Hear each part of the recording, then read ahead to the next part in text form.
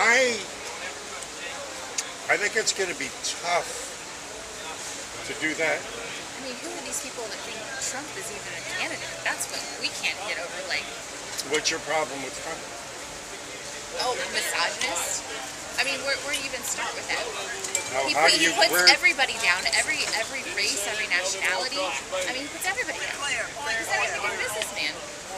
Excuse me, but if I may, have you ever listened to any of his full through, all of his speeches full through?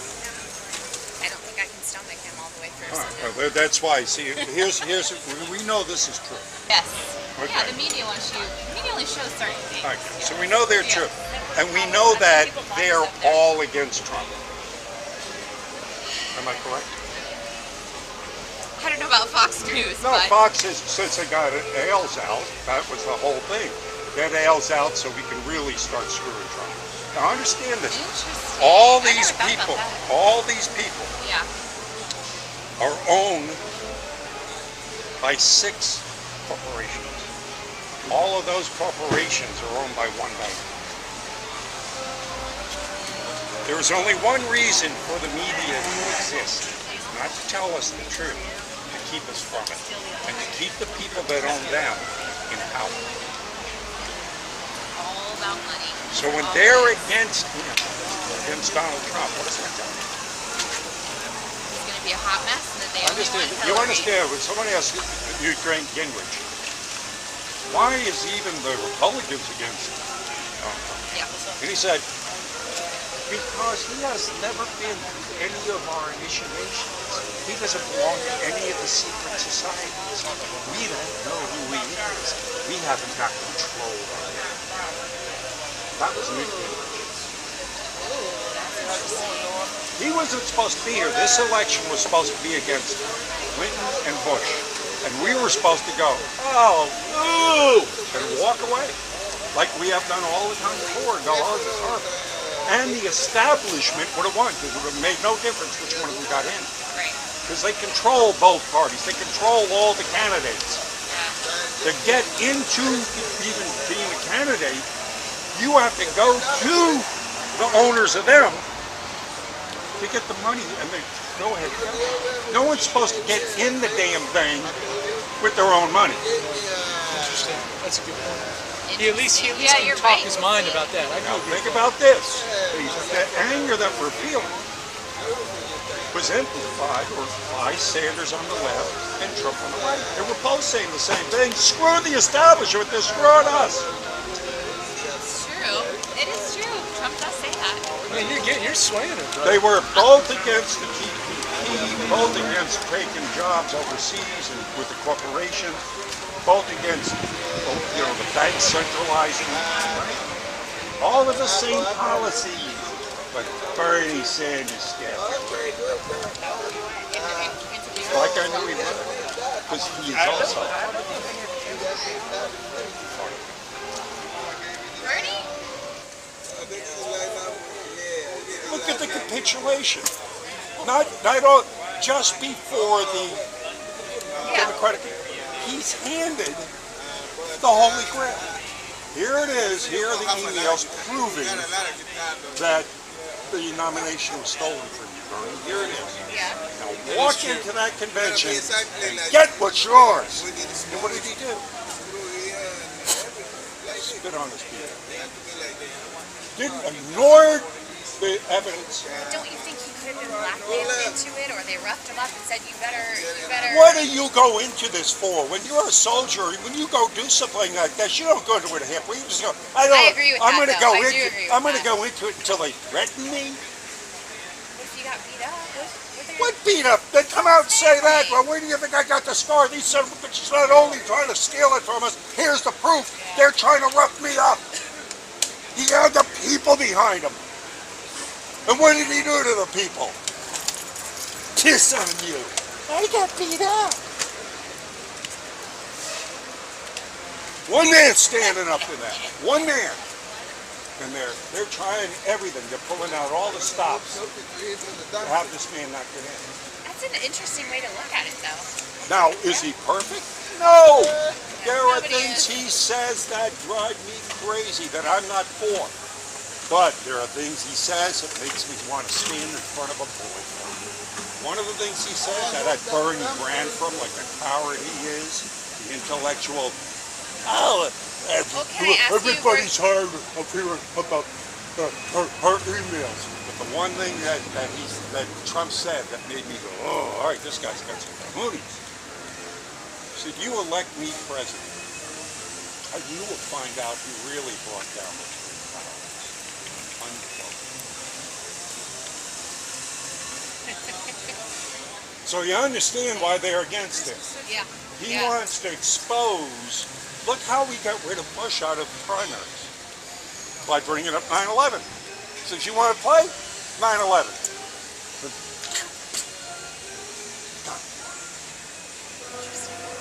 I appreciate your view on it, though. I respect that. Interesting. I mean, Great way to look at it. Interesting. I mean, Great way to look at it. love him or hate him, right now we got a choice between a globalist who will put us in a one world government, Yeah. or a man that would fight for our sovereignty. Yeah. Can I ask, were you a Bernie supporter before all of this? No. Never. I am an anarchist. I don't believe we need politicians at all. We're all walking around with cell phones right now, it's communication. These guys don't even read the bills they sign. So well, I'm looking at, we're already changing the way things operate with our comments online, signing petitions, coalitions, movements, even have revolutions online. Okay, let's just take it to the nth degree. Let's write our own legislation. Let's vet it ourselves, vote it on ourselves, get rid of these guys that say they represent us and never can. So let's just do away with them. You know what we got to do though, and in large measure, I understand where you're coming from. Size. The Greeks, man, just go back to the past. The Greeks thought the republic was, what, at most 25,000? I mean, at most. You can't, it dilutes voice. And this notion of political correctness, I get it if you're going to try to make everything kind of synoptical and the same. But if you have 370 million people, and I'm not saying start divvying up the U.S., but if it gets so big, you just can't. And then maybe we wouldn't be so altercacious about issues. If this is how you feel about gay marriage, you're over here. And then, and if you're for, you're over here, and maybe you kind of have a redefining. And the irony could be the Articles of Confederation may have been. And there's figured, again, one of the reasons I didn't like Sanders, he was a socialist. It is an axiom in politics, 101. The larger the government, the less liberty you have. But what is socialism but bigger government? So he was trying to tell people that I'm going to make the problem go away by making it bigger. The only thing they do, we're doing pretty darn well insofar as, for the most part, we have stability. And I mean, there is that fly in the ointment of what is the alternative? Now, in theory, the alternative could certainly work, but in a way, I think you can almost bring a GMO argument into it. And I love what you said about that. This whole idea of the benefits and side effects. Well, quite frankly, we're not going to know the side effects for a couple of generations. No, we already know the side. We're already. Oh no, but I mean, the extent of the adverse is what I mean. You know what I mean? We're pulling our ignorance. Yeah. I don't mean you and I. I just mean society. So when people, we don't see anything particularly pernicious. Well, wait a couple generations. And I would say that about our government structure. Pretty damn good.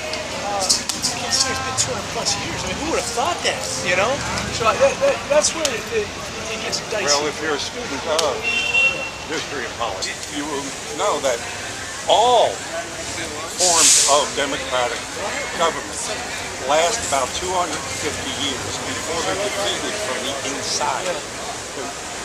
What happens is, they start out, there's a lot of freedom and liberty, people get wealthy. Once they get wealthy, they stop becoming vigilant. They start abdicating what they have. Yeah, take my guns, you protect me. I'm having fun. All right, and then they start becoming like the philanthropy, they want to, let's help the poor. That's when the socialists start.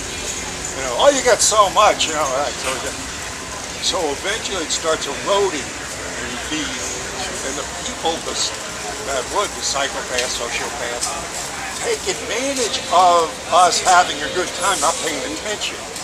And they're the ones that obviously gravitate to positions of power. That's why we're supposed to remain vigilant. And that's what's happened to our country. We have people now in power that are stone cold psychopaths. They're insane. Freedom of the individual. Let me ask you this though: who's Big Brother here? What is this stuff? These things are taping. What is that about? I'm not quite getting it. These cameras. Oh yeah. I YouTube a lot of the conversations I have because I mean this is it. You can't believe what you have here. It's like you're talking to the guy from the FDA. I can't get into the FDA and have a one-on-one with a guy an official of the FDA for 20 minutes. I had one out here the other day. Was able to take it, and I need it for my own protection too. I mean, not everybody's nice like you. Well, I'm not, right, but I'm not, fair enough, but I'm not saying you're doing this. But, see, this is a kind of bloodshed, this is the kind of stuff, you hope, freedom of the press, and, you're not acting in an official capacity, but this kind of stuff, the erosion of our society, our smartphones, everything is on, so. Well, it's a two-sided sword. On the one side, we do get to see things as they really are without any filter. The truth is, you gotta create your own content. That's really what I think. That's and old world liberalism, Lockean liberalism. We forget. Stand on the shoulders of the elders. Yeah. Well, you sound like a classical liberal, which is a good thing. I mean, the liberalism we have today is a perverted kind of thing. Sure. What do you do? Where are you from? I'm just a conscientious citizen. All right, it's good. I think congratulations. Yeah. No, I try. But man, we'll keep. The marketplace of ideas. There is freedom of speech, so long as it's not oppressive. But then you say, who's the judge of that? I think the Supreme Court knows. And what's happening with the Supreme Court is stalemate with the nomination.